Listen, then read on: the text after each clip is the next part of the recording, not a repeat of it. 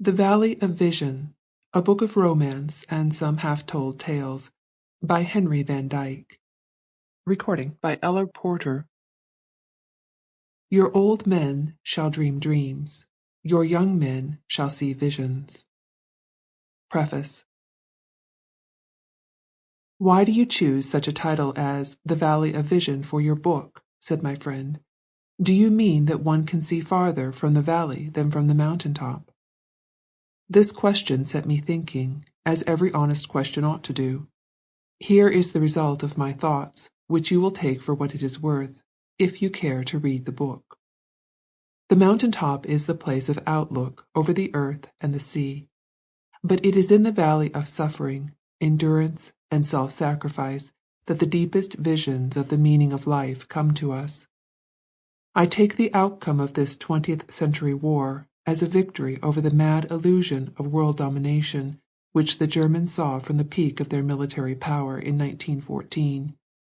The united force of the Allies has grown, through valley visions of right and justice and human kindness, into an irresistible might before which the German will to power has gone down to ruin. There are some half-told tales in the volume, fables, fantasies, mere sketches, grave and gay, on the margin of the book of life, where more is meant than meets the ear.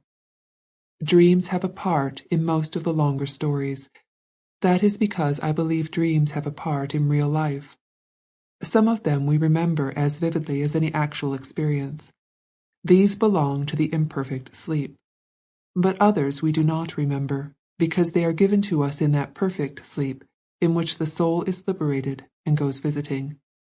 Yet sometimes we get a trace of them, by a happy chance, and often their influence remains with us in that spiritual refreshment with which we awake from profound slumber. This is the meaning of that verse in the old psalm, "He giveth to his beloved sleep."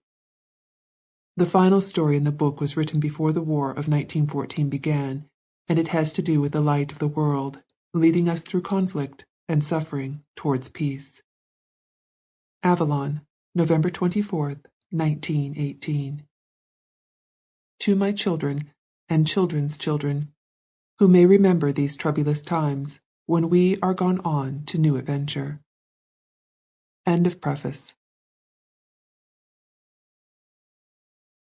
The Valley of Vision by Henry Van Dyke. Section 1. A Remembered Dream. This is the story of a dream that came to me some 25 years ago. It is Sample complete. Ready to continue?